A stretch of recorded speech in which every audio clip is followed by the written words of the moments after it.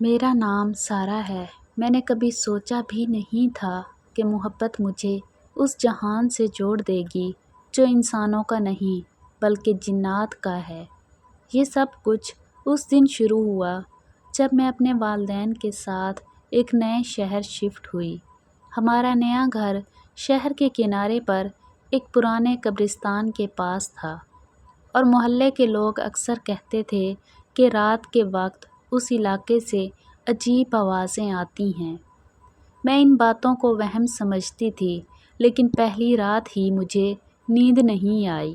کھڑکی کے باہر سے کسی کے قدموں کی چاپ آ رہی تھی، جیسے کوئی بار بار میرے کمرے کے پاس آ کر رکتا ہو۔ میں نے جب ہمت کر کے جھانکا تو ایک نوجوان کھڑا تھا، سفید لباس میں، چمکتی آنکھوں والا، مگر اگلے لمحے وہ غائب ہو گیا۔ میں نے خود کو تسلی دی کہ شاید میرا وہم ہے، مگر اس رات سے میری زندگی بدل گئی۔ اگلی رات خواب میں وہی شخص میرے سامنے آیا۔ اس نے کہا، ڈر مت سارہ، میں تمہیں نقصان نہیں پہنچاؤں گا، میں تمہیں دیکھنے آیا ہوں۔ تم وہ ہو جسے میں صدیوں سے ڈھونڈ رہا ہوں۔ میں چیخ کر اٹھ بیٹھی، مگر دل کے کسی کونے میں ایک انجانی کشش تھی جو مجھے اس کی طرف کھینچ رہی تھی۔ دن گزرتے گئے اور وہ خوابوں سے نکل کر حقیقت بننے لگا۔ میں رات کے وقت کھڑکی کے پاس بیٹھی رہتی، کیونکہ وہ آتا تھا، کبھی چاندنی میں، کبھی اندھیرے میں۔ وہ بس میری طرف دیکھتا اور خاموشی سے چلا جاتا۔ ایک دن میں نے ہمت کر کے پوچھا، تم کون ہو؟ اس نے مسکرا کر کہا، میں وہ ہوں جس نے تمہیں جنم سے بھی پہلے دیکھا تھا۔ تم میرا مقدر ہو، مگر میرا وجود تمہارے لیے خطرہ ہے۔ اس کی آنکھوں میں ایک عجیب درد تھا، جیسے کوئی سزا بھگت رہا ہو۔ میں نے اس رات اس سے باتیں کیں، دل کھول کر، اور نہ جانے کب محبت ہو گئی۔ ہاں، میں ایک جن سے محبت کرنے لگی تھی۔ اس کا نام عارف تھا۔ اس نے بتایا کہ وہ ایک زمانے میں انسان تھا، مگر اپنے گناہوں کی سزا میں جن بن گیا۔ جب وہ بولا تو اس کی آواز میں ایسی اداسی تھی کہ میرا دل رو پڑا۔ میں نے کہا، اگر تم جن ہو تو میں پھر بھی تمہیں چاہتی ہوں، کیونکہ دل کی محبت آنکھوں سے نہیں دیکھی جاتی۔ اس نے مسکرا کر کہا، محبت جنت یا دوزخ نہیں دیکھتی، مگر انسان جب جن سے محبت کرتا ہے تو قیمت روح بن جاتی ہے۔ میں نے پرواہ نہیں کی۔ اس رات اس نے وعدہ کیا کہ وہ کبھی مجھے اکیلا نہیں چھوڑے گا، مگر چند دن بعد میرے گھر میں عجیب واقعات شروع ہو گئے۔ چیزیں خود بخود ہلنے لگیں، آئینے میں کسی اور کا عکس دکھائی دیتا، اور میں رات کو کسی کے پھونکنے کی آواز سنتی۔ امی نے مجھے دم درود کروایا۔ مولوی صاحب آئے، مگر اس دن جب انہوں نے سورۃ یاسین پڑھی تو کمرے کی کھڑکی زور سے بند ہوئی اور ہوا میں ایک چیخ گونجی۔ مولوی صاحب کا چہرہ زرد پڑ گیا۔ بولے، یہ عام جن نہیں، عاشق جن ہے، اور یہ تمہیں نہیں چھوڑے گا۔ میں نے رونا شروع کر دیا، مگر رات کو وہ پھر آیا۔ میں نے غصے سے کہا، کیوں میرے پیچھے آئے ہو؟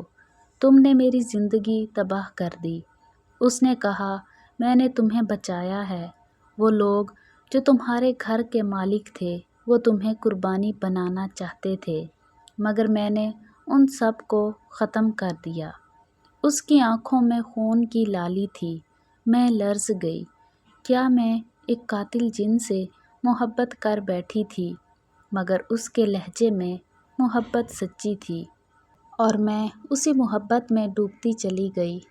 اس نے کہا، اگر تم چاہو تو میں تمہیں اپنے جہاں میں لے جا سکتا ہوں، جہاں نہ دن ہے نہ رات، صرف سکون ہے۔ میں نے کہا، مجھے یہاں کے دکھ قبول ہیں، مگر اپنی روح نہیں دوں گی۔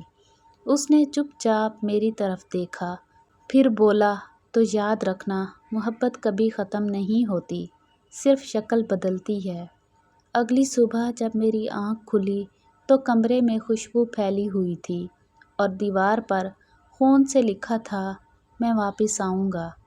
اس کے بعد کئی مہینے گزر گئے، سب کچھ نارمل لگنے لگا، مگر ایک دن جب میں یونیورسٹی میں تھی تو ایک نیا لڑکا آیا، عارف نام کا۔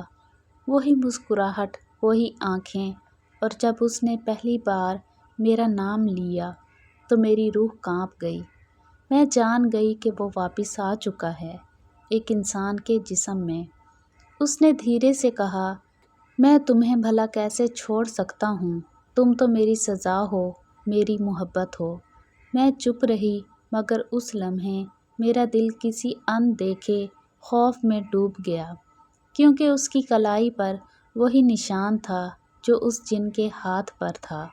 میں مسکرا کر اٹھی، مگر اندر سے میرا وجود لرز رہا تھا۔